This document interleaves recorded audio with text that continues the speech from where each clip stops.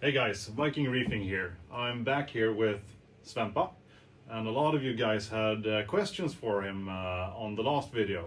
So I thought we would do a follow-up and answer some questions because he has a wealth of knowledge since he's been in the reefing hobby for over 40 years now. And he kindly invited us back into his home, and we're having a little reefing get-together here with some friends. And I'll pan around here so you can see everyone. So he has also a massive collection of scotch, which we are partaking in. Here is Thomas, which you've seen before.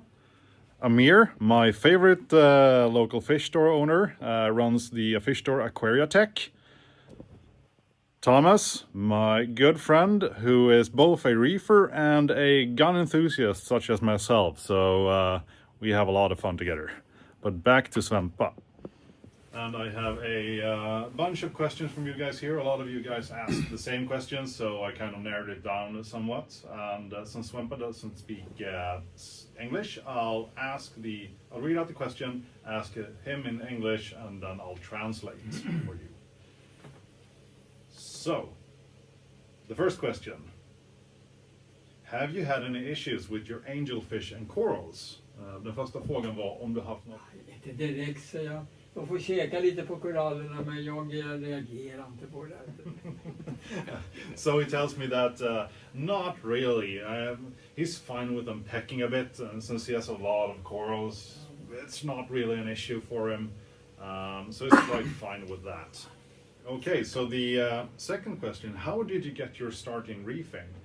1973 började jag lite i smågrupper från Röda havet. So he got his start in keeping reef tanks 1973, and at that point there were about 3 guys here in Sweden that kept reef tanks. So it was very early. He had some smaller tanks initially, and it was kind of hard, really, since there wasn't a lot of knowledge, no one to ask really, so you just had to go by ear, basically. But he also told me that fish were basically free at that point, not really expensive whatsoever, not compared to nowadays, though. And the next question, how was reefing when you started? How did you manage your tank? Jag har lite böcker, för det fungerar inte så bra. Fiskarna dog mycket och koraller fungerar inte. So it was quite difficult at that time. A lot of fish didn't really make it, since basically there weren't a lot of knowledge, and I guess the supply chains were very long as well. He tried corals very early on, but they also just died after a week or 2 or 3 or something, because lights weren't really where they should be. So he kind of quit corals for a long time. And they didn't really do a lot of water changes at that point, just standard filtration really. And the next question, which kind of ties into that, how did you get your start with corals? Det är inte så många år sedan. Jag fick ju kontakt med Thomas här. So the first corals he got very early on, as I said, in like 70s, but then he quit corals for quite a long time, and probably like in the 90s he got back into soft corals and stuff, but it's only really in the last like 5 years or something when he's really got into stony corals. So a lot of stuff that you see here isn't really that old, which is even more impressive. The next question is, how do you do maintenance on the tank? Jag gör så att jag går upp och gör det som magen, så jag kryper upp på en skiva. Jag kan inte skicka upp araben eller... det går inte. Han är för kraftig. Man får smyga ner sig. Oh my god.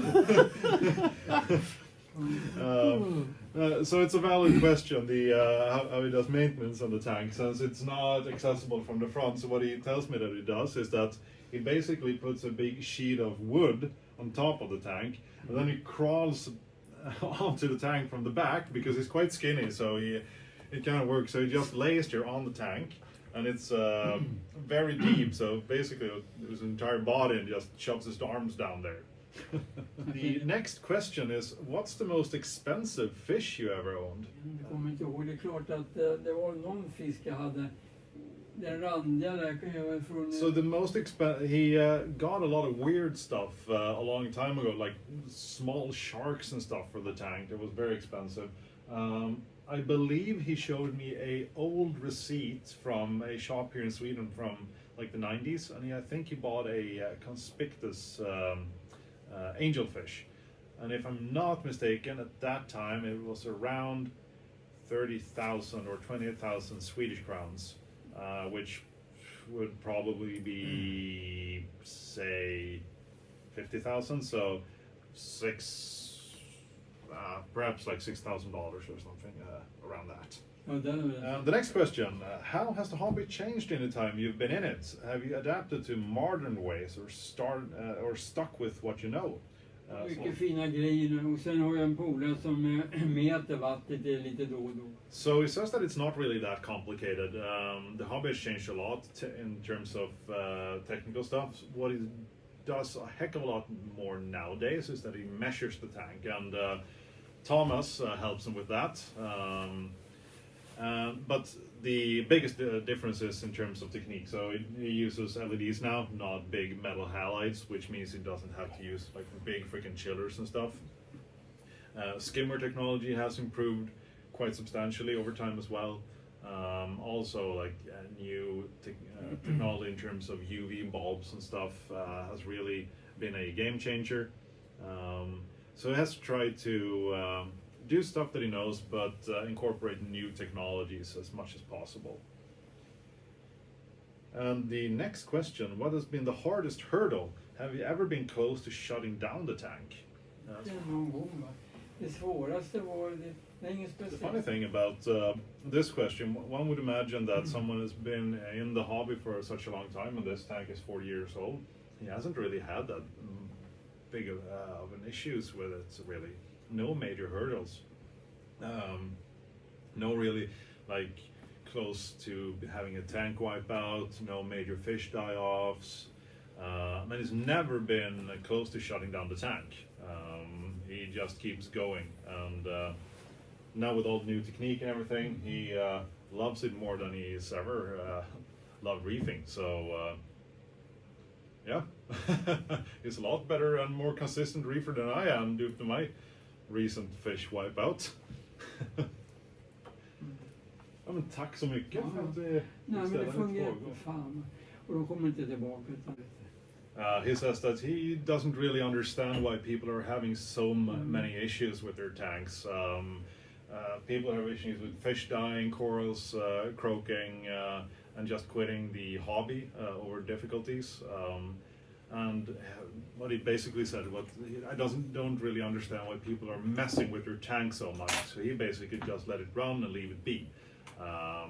So if you want a lesson from a very seasoned reefer, I think that would probably be one of the most important lessons that you could have. Don't tinker with your tank so much, and I should probably take that to heart as well. Well, thank you very much. You're welcome. And if you have any more questions, you can post them down in the comments. I'll ask some for them and come back to you. All right, guys, be safe, happy reefing, and have a good one. Ja, kommer frågor nu.